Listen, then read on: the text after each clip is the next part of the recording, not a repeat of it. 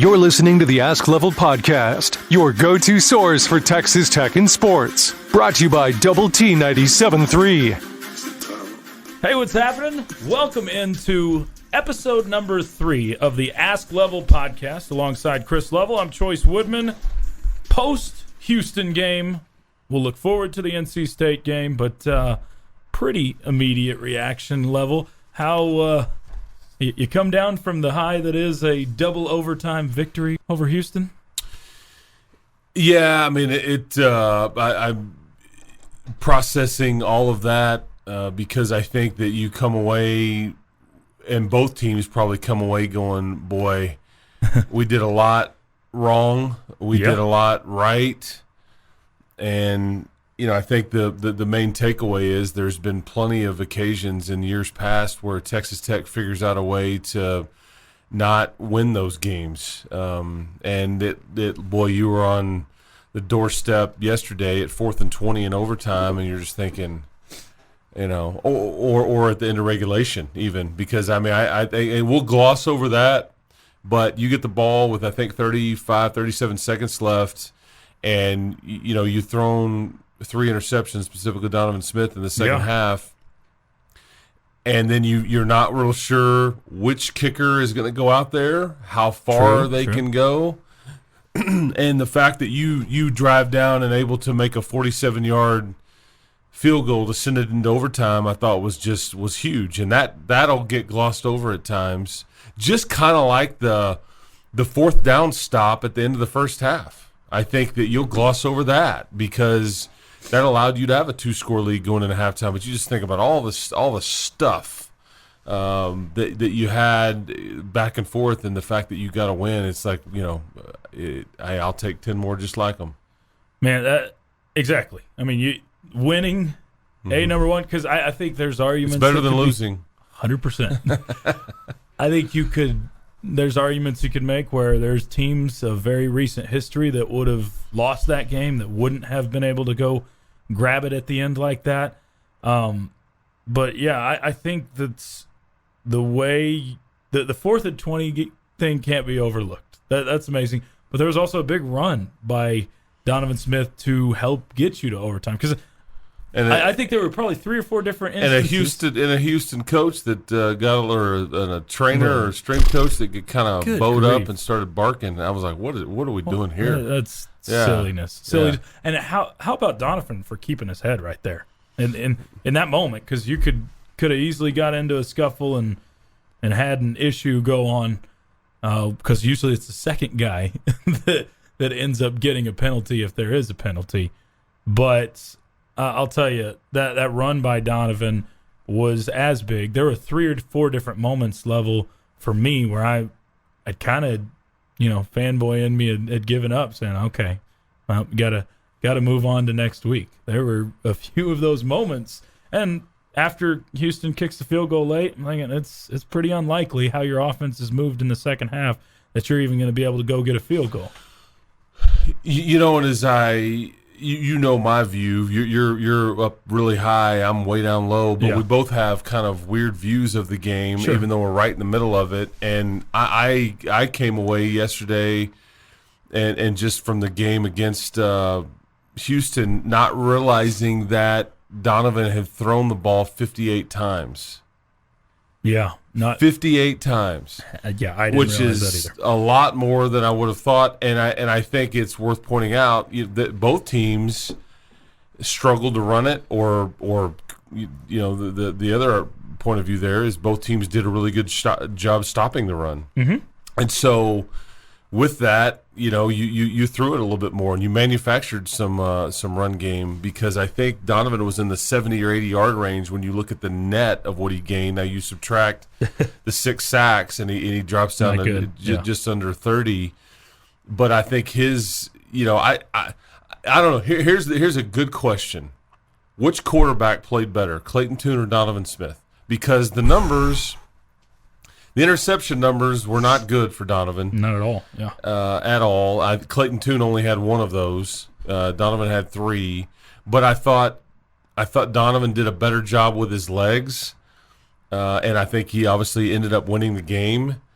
And so I don't know. That's an interesting question to try to pose because I mean you could maybe say, well, Donovan won the game, and that's what matters. His team won it, yeah. So I think that's a good question, but I think Clayton Tune was more middle of the road. His lows weren't as low as Donovan's, but his highs weren't as high as Donovan's. Fair, yeah. But I mean, because you could say Donovan put the team in bad situations at times with some of his decision making or performance. But I mean, he went and won the game for you. Yeah, and it shouldn't be overlooked either with all the dynamics that we saw. That there was a would-be touchdown pass that he throws to Jaron Bradley. Bradley's in the corner of the end zone. He's got to come back on it, probably looking up in the sun a bit. And it's a hard adjustment, but Donovan kind of underthrows it, I think, on purpose. Yeah. To try to give his guy a chance, and Bradley. That's likely a game winner for you too. Possibly. Yeah. Or a good chance. And Bradley makes amends with converting the 4th and 20, so we'll forgive and forget. Say both guys made amends. I mean the big takeaway is though that you're 2-0, and now you've got that win in your back pocket because if you don't get that done, the road ahead looks pretty stout, as we already knew it would be. And obviously you traveling to Raleigh this weekend against Devin Leary and the Wolfpack, I think is going to be no easy task, and they handled their business this weekend. So this past weekend, I should say. So but the fact that because these Houston games, these are always kind of swing games because they've been non-conference games for so long. And it kind of dictates whether you are bowl eligible and can have a good year, or whether it's going to be an uphill battle of sorts. And I don't know. It's like the storylines in this game are kind of like the storylines in just college football in week 2 in general. It's like I don't even know where you start. You could sit here and do a podcast for 4 hours straight and not even cover them all, because there's already been coaching changes that have taken place. Yeah. From this past weekend. Oh, I say that one in particular, with Scott Frost being removed at Nebraska. But I mean, the Sun Belt with what they did and everything like that. So again, I just look at it and say, boy, you're fortunate to win. There's plenty to try to fix, but I'll always love trying to apologize for an ugly win. Because I think Donovan, when I talked to him after the game, Choice, and you remember this, he kept apologizing and just saying how ugly it was, and it wasn't pretty. I mean, he repeated it 6 or 7 times, it felt like, but at the end of the day, he's like, but he had a smile on his face because he ran it into the end zone and game over. And we talked about Donovan a ton. We'll get to some other players, some other performances, but it can't be overlooked how poised he was, because it is easy to go out and play timid after you've thrown 3 interceptions. But he didn't.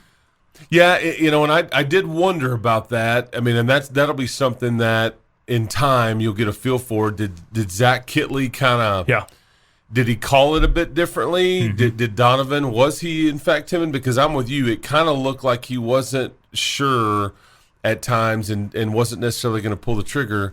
But at the end of the day, I mean, he made just enough plays to win, and he will hopefully learn from this, because there's going to be some points where you're going to have to rear back and cut it loose, and you just can't you can't be concerned or be timid, because he's going to have to continue to make plays like he did against Houston throughout the season, and it's not going to because there's not a ton of proven playmakers around him. There's just not, and I thought his offensive line, they struggled.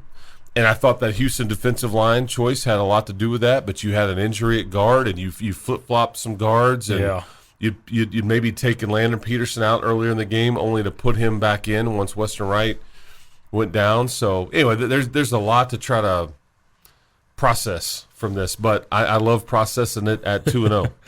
That's the beautiful thing. Absolutely. So let's process some of it before we look forward to North Carolina State and a trip to Raleigh. What, besides the obvious of winning the football game, what do you take away in terms of offensive line play, where you need to get better, where you think that you can build off of? Yeah, I think the feeling coming into the season was this group up front was a better run-blocking team than they were pass-blocking, but I don't know if that's what we have necessarily seen to this point. Yeah. All we have is the 2 games. you're going to deal with another very veteran Wolfpack defense, and I thought Houston is much the same. Not a ton of all conference or NFL type guys over there. They're just really solid, and they do a variety of different things with their defensive coordinator Doug Belk. But yeah, I thought you struggled at times. But, because, Donovan was sacked 6 times, and we know about the interceptions, and whether that was his fault, whether that's pressure in his face, whether that's a receiver running a wrong route, whatever. Because I think I guess what I'm saying is you've got to be able to run the ball a bit better, especially when teams maybe kind of know. And again, you ran it well in the red zone there at the end of that first overtime after you converted the 4th and 20, because Taj Brooks ends up getting the end zone, and we know what Donovan did in the second one, so he had 2 rushing touchdowns in overtime. But I think in the middle of the game, I wasn't super confident. And who was kind of MIA a little bit over the weekend was SaRodorick Thompson. Yeah, not a lot of touches. Taj Brooks, I think, played pretty well. SaRodorick had some catches and some yards, but but the flip side is, I think you have an emerging playmaker in Nehemiah Martinez. Yeah, that's I good. think you see the juice that Miles Price provides, and I think Loic and Jerron Bradley are going to continue to kind of be. We haven't seen the tight ends too involved yet, so there's still some. We're still trying to figure this out. I think Zach is too, on what they can do, what they can't do. Yeah, I think you got so many different options, but you're figuring out what kind of what your best options are right now, but you want to. The problem is kind of. Yeah, the kind of. That's where the details are. I think there's no question. Miles Price is probably still your best option offensively in terms of you want to get the ball in his hands. But then you're figuring out, okay, who's number 2, who's number 3, who do we have to make sure we're getting involved in this game? And it seems like they're still sorting through that at the moment, but still. You don't have a lot of time to sort through because competition gets stiff from here on out. Yeah, and I think if you watch Texas and Alabama over the weekend, I think Texas, their defense was really maybe the storyline there, as well as they played, especially up front. And that the Gary Patterson hire is probably overlooked from the offseason. Well, yeah, it gives you some concern in a couple of weeks, because regardless of their quarterback issues, and Quinn Ewers has been reported as to be out for 4 to 6 weeks, so you'll see Hudson Card. You saw him last year, and it didn't go well for you.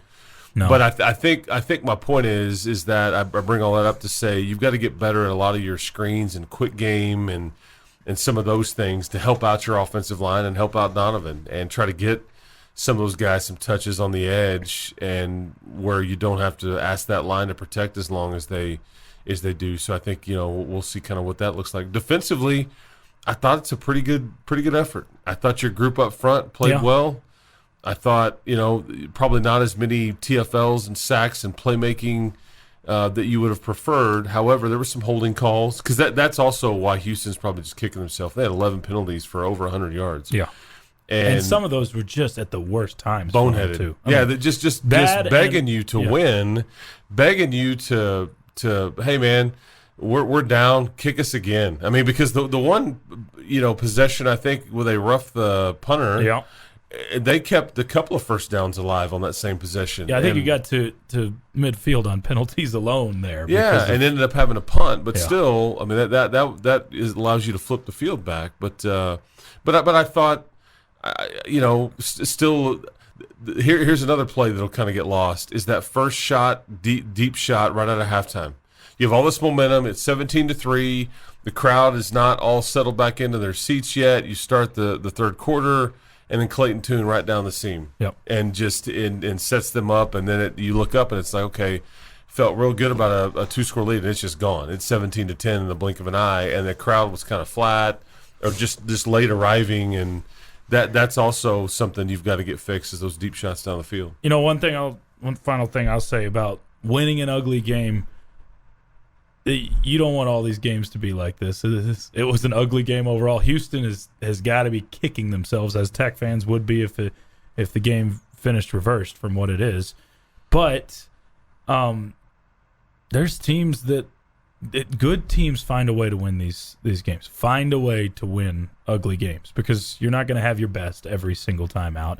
And think about the Baylor team from last year. They didn't blow everybody out. The place where Joey McGuire came from. I mean, you played in a dogfight with them in Waco last year. And so they just figured out a way to win. Good teams will They figure haven't this so out. far this year. No. Not this year. But yeah, winning close games, it's a culture thing. It is. Yeah. It is. So hopefully this is a sign of good things to come, that you find a way to eke these out when they do get ugly. And hopefully there's some less stressful days ahead, but it doesn't look like it because there's teams like Kansas.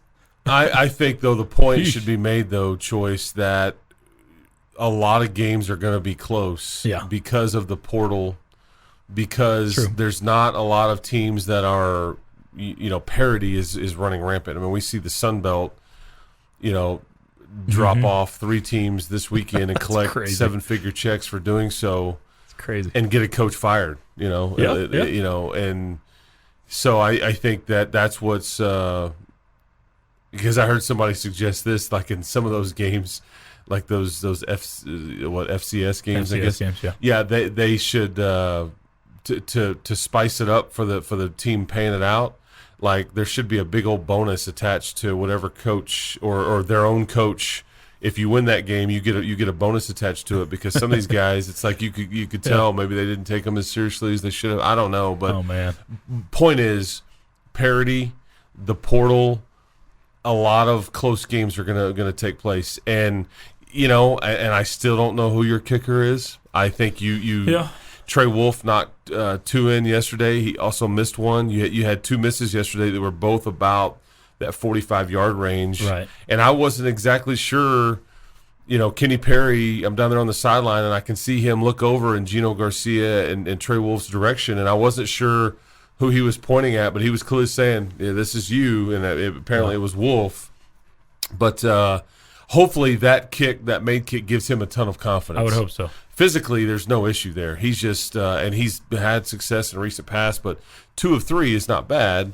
You just and a 45-yarder is not a gimme. I was the one he missed. No. Yeah, not at all. So he just kind of mishit it a little bit, but did he make the first one on the? I thought it was wide right. In fact, the officials kind of looked at each other and almost indicated as much. That's what I thought. I know. Joey said after in the postgame press conference that he thought he'd made it, and they wanted him to go ahead and follow through and kick it, not stop you get short, that chance, you get a free and all those things. So practice shot. But again, just one of those things that'll kind of get lost, and the variety of storylines from a win over Houston 33-30, but again, football's fun again, right? Oh, football is fun again, for sure. I mean, we had a wild one here, a weird game here, but Tech, if you want to call it an upset, not on Vegas side, but Tech was one of handful of teams, several teams that did upset a top 25 team yesterday, as you alluded to with the Sun Belt. I mean, it was a crazy day in college football. In terms of NC State, a pretty straightforward day. They win their game 55-3 over an FCS opponent. So you both teams have played kind of the same up to this point. You've had each team has had one close game against a decent opponent, and each team has blown out an FCS opponent. So really the only difference is NC State. They have their one kind of regional game on the road, and this will be first Tech's first road trip. Yeah. So that's really the only difference. NC State, Dave Doran's done a really good job. Mm-hmm. NC State's not one of those teams. I guarantee you, when you're scheduling this thing, you're not thinking they're going to be top 15 or whatever they'll come in the rankings. But Devin Leary is really good. He's the ACC preseason player of the year. They have a variety of skill around him. I think 5 different players caught touchdown passes for NC State this past weekend. Mm-hmm. Their stud tight end is out 4 to 6 weeks. He's one of their best weapons, but they just really spread it out, and he runs. Devin Leary will run the ball on occasion. He even had a barreled over a defender this past weekend to get into the end zone. So. They're kind of older on defense. I don't think super dynamic, but they're just going to be really, really solid. But this will be a tough one, just because nighttime on the road and national TV and all those things. I mean, I think you'll learn a lot about this group. But the thing that they have is a win over Houston in their back pocket, and you're guaranteed to start conference play with a winning record, and that's that's a nice feather in your cap to go into conference play knowing you'll at the very least be 2-1. And if you're 3-0, if you go up to Raleigh and figure out a way to get it done, Choice, I mean, I think you're flirting top 25 type stuff because of who you've beaten. You probably would. Yeah. I don't know that it's flirting at that point. I think it all depends what happens in front. And other teams and what they do, but still beating 2 ranked teams back-to-back weeks. I just think you started so far off the radar. Right. As far as, it sometimes it's harder to work your way up. But 3-0, top 25-ish going into a Texas game. Yeah. Now, I mean, again, 2-1, you ask almost any Tech fan, if you're 2-1 in these first 3 games, would you take it? I think almost everybody's saying, yeah, because what the 2 tough games you had. I probably soft on my part, but I probably would have done it. I'm a bird in the hand guy most of the time. Yeah. Because I was, there was, as we've talked about in the last couple episodes here, you could have dropped to 1-2, depending on how the Houston game went, and you just don't know how this was going to go. But if you can guarantee me 2 wins, what you've gotten, I would have certainly have taken it. For those interested, the DraftKings or FanDuel opening lines in that game, NC State -9.5 to open up. So heavy underdog. I mean, I get it at home. So obviously NC State, a good, solid football team. Where can Texas Tech beat them, though? What kind of game do we have to see in order for the Red Raiders to find a way to win? Well, you can't turn it over. The end. Yeah. I mean, I think if you turn it over 3 times on the road, it's not going to go well. I mean, it's just bottom line, it's not going to go well. And because of the way they play defense, if you do have a shot to take, or if the Jerron Bradley touchdown pass, those are opportunities you likely can't get back. Like, you've got to hit them. So, and I think too, I hate to make this so much about offense, but you've got to be able to run it. You got to be able to run it some. And I'm not asking for 200 yards on the ground. I'm just saying there's got to be some. And you had over 100 versus Houston, so don't get it twisted. I'm just saying, but there was times where it was tough sledding in there, and you're beating yourself. But again, Houston's defensive line is and front seven is very good. There's solid players. They're coached well, and I think NC State could be a bit better. So and I'm curious just to see how you handle the environment. How you handle the road environment, but you just can't turn it over. And defensively, I think you've got to try to keep Devin Leary kind of bottled up a bit, and easier said than done. Yeah, try to keep him in the pocket and all that. But again, it's kind of pick your poison. These dual threat quarterbacks, and Tech obviously has one themselves now, but it's a nightmare to try to defend because you have everything stopped, and then they take off and run for 27 yards like we saw Donovan Smith do. It's kind of fun. And it's a backbreaker. Yeah. Or run for a touchdown at the end of the game. Correct. So that's exactly right. Got everything covered. Yep. And then off I go. No, I mean it is a backbreaker, and I don't know if there's any benefit to it, but at least you face 2 dual threat quarterbacks the first 2 weeks of the season to get you ready for Leary. But guess what? I think this is pretty much just the sport. Everybody's going to have at some level, and you have to have a guy that can move around and hurt you that way. Tom Brady's style is becoming a thing of the past. Yeah, the pro style. And I'll say this too about the game this weekend in Raleigh is that you've got to be. Joey said it himself. We weren't very special on special teams. You've got to be better. True. Overall there with your coverage units and some things like that. And obviously the missed field goals we've touched on wasn't Austin McNamara's best day. No, but I think you have to at least play that side of the ball even. You can't lose it if you want to go pull off a road upset. All right, a few questions as we close out this episode. First one in is from Jared. It says, Level, after seeing the first 2 games for this team, what do you think the ceiling is for this team in 2022? We're still trying to figure out who this team is. I think you see some of the flaws. We were concerned about the offensive line coming into the season. I think that that's still a concern. I think center has been solidified, and that may be the position that has played the best in Dennis Wilburn. I think Monroe Mills has done a really good job at right tackle. I think Caleb Rogers has been kind of, he can be just inconsistent at times. I think the guard spots are now going to be kind of worth watching because now if there's a long-term injury to Weston Wright or short-term even, that they may have to adjust there. They've been dying to get Jacoby Jackson into the game and continue to keep. And now I'm glad they did, because he could be starting this weekend. So how does he handle that? But that's still a concern for me. But as far as ceiling goes, I don't know if I'm wanting to adjust off of my 6, 7 win 8 ceiling cap. Whatever. I think you certainly see how good the Big 12 is, but it's deep, and it's that's the hard part. There's no such gimme thing this year. And so if you play, say, 6 close games, if you win 3 and lose 3, you're probably doing pretty good, but there's no guarantee that you win all the close games that you're in. That's and true. I just think this league is going to be tough. Yeah, it's just going to be tough. And there's already some injuries starting to take shape, or with your own team and around the league. So this question, a little bit more random. I think you probably have to put it incomplete on Zach Kitley here. But who, in your opinion, is the best play caller in the air raid era? Oh, I think it's I would say Cliff was as far as a pure play caller. Mm-hmm.